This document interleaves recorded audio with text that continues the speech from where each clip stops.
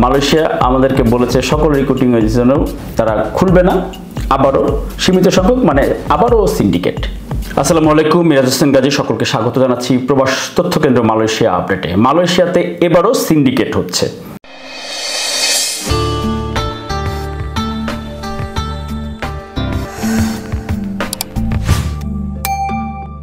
এবং সেই সিন্ডিকেট এবার হচ্ছে একেবারে ঢাক ঢোল পিটিয়ে সরকারিভাবে আনুষ্ঠানিক আলোচনা করে বা প্রস্তাবনা দিয়ে। অবাক হচ্ছেন? এই অভ্যুত্থান পরবর্তী সরকারের সময় একেবারে ঢাকঢোল পিটিয়ে প্রকাশ্যে বলে দেওয়া হচ্ছে মালয়েশিয়া আমাদেরকে বলেছে সকল রিক্রুটিং এজেন্সি যেন তারা খুলবে না, আবারও সীমিত সংখ্যক মানে আবারও সিন্ডিকেট, এবং সরকারিভাবে আনুষ্ঠানিক আলোচনার মাধ্যমে ঘোষণা দিয়ে। বিস্তারিত দেখব এই পর্বে। যদি আমি তিনটি সমস্যা ধরি, একটি হচ্ছে অভিবাসন ব্যয়, আরেকটি হচ্ছে সিন্ডিকেট, আরেকটি হচ্ছে কর্মীদের কর্মপরিবেশ বা কোম্পানি বা কাজ বা সঠিক কোম্পানি খুঁজে পাওয়া। সঠিক কোম্পানি খুঁজে পাওয়া নিয়ে আলোচনা খুব কম হয়। সবাই সিন্ডিকেট নিয়ে আসলে এত বলি, এত নিউজ করি, এত আন্দোলন সংগ্রাম, সেই সিন্ডিকেট তো হয়। কারণ কি? সিন্ডিকেট কোনো শ্রমবাজারে, বিশেষ করে মালয়েশিয়ার শ্রমবাজারে যে কয়েকবার সিন্ডিকেট করা হয়েছে, অন্ততপক্ষে শেষের দুইবারের কথা বলতে পারি তথ্য প্রমাণ দিয়ে। সিন্ডিকেট হচ্ছে দুই দেশের সরকার সম্মতিতে করে, আর মালয়েশিয়ার সরকার সেখানে তাদের মতো করে সিন্ডিকেট করতে বাংলাদেশ সরকারকে উৎসাহিত করে অথবা বাধ্য করে অথবা বোঝায়।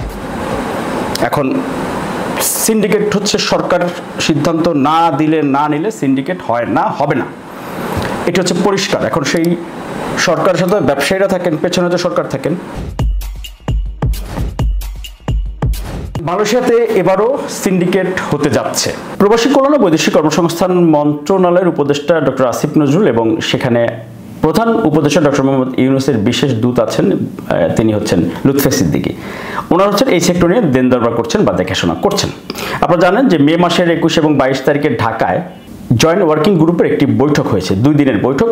পরবর্তীতে আনুষ্ঠানিক সংবাদ সম্মেলন হওয়ার কথা ছিল 22 মে, কিন্তু সেটি অনিবার্য কারণবশত হয়নি। কিন্তু প্রথম দিন, অর্থাৎ যেদিন শুরু হয় 21 মে 2025, তখন প্রধান উপদেষ্টা ডক্টর মোহাম্মদ ইউনূসের বিশেষ যেই দূত, যিনি এই বৈদেশিক শ্রমবাজার বা কূটনীতি এই বিষয় বৈদেশিক শ্রমবাজার দেখছেন, তিনি কিন্তু প্রকাশ্যে বলেছেন যে প্রধান উপদেষ্টা ডক্টর মোহাম্মদ ইউনূসের বিশেষ দূত লুৎফে সিদ্দিকী তিনি বলেছেন, বাংলাদেশের অধিক সংখ্যক রিক্রুটিং এজেন্সি থাকায় মালয়েশিয়া সরকার সীমিত সংখ্যক রিক্রুটিং এজেন্সির মাধ্যমে কর্মী নিতে আগ্রহী।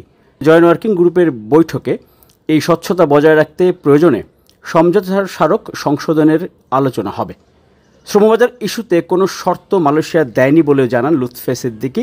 তিনি বলেন, মালয়েশিয়া সরকার অতীতে যারা সিন্ডিকেট করেছে তাদের মামলা প্রত্যাহারের কোনো শর্ত দেয়নি। যেহেতু নিজেদের থেকেই বলছেন আনুষ্ঠানিকভাবে, তার মানে এটি নিয়ে ভেতরে আলোচনা হয়েছে। আবার সিন্ডিকেটের বিষয়ে এটি তো প্রকাশ্যেই বলা হয়েছে যে মালয়েশিয়া সীমিত সংখ্যক রিক্রুটিং এজেন্সি দিয়ে কর্মী নেবে, এবং মালয়েশিয়া তো নেবে, আর সেটি যেহেতু আগেভাগেই বলা হচ্ছে, তাহলে সমঝোতা স্মারকের ব্যাপারে যেহেতু এখন পর্যন্ত, যে আজকে পর্যন্ত কোনো আলোচনা যে হয়নি এই জুন মাসের শেষ পর্যন্ত, তাহলে পরবর্তীতে সেটি নিয়ে আর কোনো আপডেটও এখন পর্যন্ত নেই। সরকারের মধ্যে আলোচনা বা বৈঠক বা সে বিষয়ে কোনো সুনির্দিষ্ট কোনো তথ্য কিন্তু এখন পর্যন্ত নেই। সিন্ডিকেট হবে যে তার নমুনা হচ্ছে দুটি। মালয়েশিয়াতে যখন বাংলাদেশ আর মালয়েশিয়ার মন্ত্রী পর্যায়ের বৈঠক হয়, তখন অধ্যাপক আসিফ নজরুল আমাদের উপদেষ্টা, তিনি যে এই বক্তব্য ভিডিও বার্তা দিয়েছিলেন, সেখানে তিনি ইঙ্গিত দিয়েছিলেন যে বাংলাদেশের পক্ষ থেকে বলা হয়েছে যে সকল রিক্রুটিং এজেন্সির জন্য যেন উন্মুক্ত রাখা হয়। তা আমরা অনুরোধ করেছিলাম বাংলাদেশে যারা রিক্রুটিং এজেন্ট আছে তাদের সবার জন্য যেন উন্মুক্ত করে দেওয়া হয়, যাতে সবাই লোক পাঠানোর সুযোগ নিতে পারে। এটা আমরা অনেক ভালোভাবে বুঝিয়ে বলেছি, তো ওনারা বলেছেন ওনারা এটা ভালোভাবে বিবেচনা করে দেখবেন, আমাদেরকে অচিরেই ওনারা এই ব্যাপারে সিদ্ধান্ত জানাবেন। এটি উনি বলা মানে হচ্ছে আগ বাড়িয়ে বলা তো না, তারা তাদের প্রস্তাবনা দেওয়ার কারণেই বাংলাদেশের পক্ষ থেকে আমাদের দাবিটি তুলে ধরা হয়েছিল, এটি স্বাভাবিক। কিন্তু তারা বলেছেন বিবেচনা করবেন, তার মানে যেহেতু বিবেচনা করবেন, এটি হচ্ছে কূটনৈতিক ভাষা। আর এমওইউ যেহেতু পরিবর্তনের কোনো আলোচনা নেই, এমওইউ অনুযায়ী হচ্ছে মালয়েশিয়ার নিয়োগদাতারা সিদ্ধান্ত নেবে যে কারা কর্মী পাঠাবে না পাঠাবে, সেটি। তার মানে দুটি পয়েন্ট।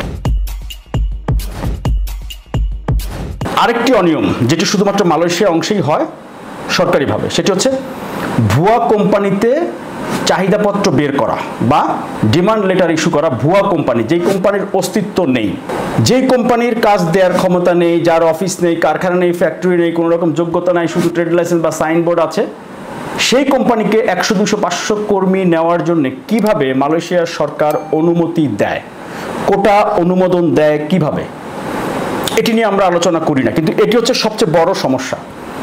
আপনি 5 লাখ টাকা দিয়ে যান আর 1 লাখ টাকা দিয়ে যান, মালয়েশিয়াতে যাওয়ার পরে গিয়ে যদি দেখেন কোম্পানি নাই, কাজ নাই, কোম্পানির অস্তিত্বই নাই, উল্টো নিজের টাকায় পারমিট করতে হয়, আবার পাসপোর্টটা নিতে হলেও 5,000 রিঙ্গিত দিতে হয়। হাজার হাজার কর্মীর এই সমস্যা আছে, যেটি বছরের পর বছর ধরে বলার চেষ্টা করেছি সবসময়। বাস্তবতা হচ্ছে যে আমরা তো পরিবেশন ব্যয় বা খরচ নিয়ে বলি, কিন্তু এই প্রতিটা প্রক্রিয়া, সেই অ্যাপ্রুভাল থেকে শুরু করে ওই দেশের, এরপরে আমাদের দূতাবাসের অ্যাডাস্টেশন, এরপরে মন্ত্রণালয় নিয়োগ অনুমতি, এরপরে রিপোর্টিং এজেন্সি, এরপরে প্রতিটি ধাপে অনিয়ম অসচ্ছলতা আছে, যে কারণে কিন্তু কর্মীরা গিয়ে ওইখানে কাজ পায় না, বেকার থাকে। যদি এই বিষয়টা আমরা সামনে কমানি, এখন মন্ত্রণালয়ের হাতে কিন্তু স্যার এই ক্ষমতাটি ছিল, এবং মন্ত্রণালয়ের কাছে সবাই এজন্য একটু দায়বদ্ধ থাকতো যে মন্ত্রণালয় নিয়ম অনুমতি লাগে, এবং অ্যাডাস্টেশনের স্বচ্ছতাটাও তখন আপনারাও যাচাই বাছাই করার সুযোগ পেতেন। এক্ষেত্রে এই বিষয়টি পুনর্বিবেচনা করবেন কিনা, এটি আমি বলছিলাম যে আমরা বিএমইডির মাধ্যমে করতে পারি। মন্ত্রণালয় এমবিসি তো অ্যাটাস্ট করেছি।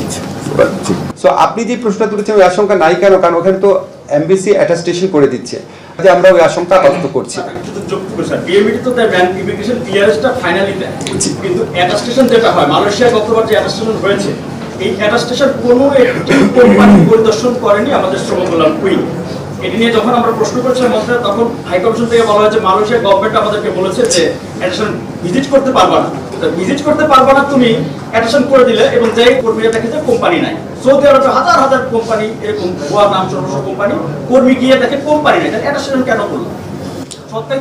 আপনি কারেক্টলি পয়েন্ট আউট করেছেন যে শ্রম কল্যাণ যে উইং আছে আমাদের বিদেশি দূতাবাসগুলোতে, এখানে এদেরকে সবচেয়ে বেশি তৎপর হতে হবে। যদি দূতাবাসগুলো ঠিক মতো কাজ করে তাহলে অনেক অনিয়মই অনেকাংশে দূর করা সম্ভব। আমরা কোনো বুলেট প্রুফ সিস্টেম পাবো না, বাট আমরা প্রতিনিয়ত চেষ্টা করে যাব। সবাই ভালো থাকবেন, সুস্থ থাকবেন। মিরাজ হোসেন গাজী বিদায় নিচ্ছি আপাতত এই পর্ব থেকে। আল্লাহ হাফেজ। আপনি কি বৈধভাবে কর্মী হিসেবে বিদেশে যেতে চান? আপনি কি রেমিটেন্স যোদ্ধা হিসেবে প্রবাস জীবনযাপন করছেন? আপনার জন্য প্রয়োজনীয় এবং জরুরি সকল তথ্য হাতের মুঠোয় পাচ্ছেন প্রবাস তথ্য কেন্দ্রে। প্রবাস তথ্য কেন্দ্র ইউটিউব চ্যানেল, এরই মধ্যে 10 লাখের বেশি সদস্যের বিশাল একটি পরিবার আমরা এখন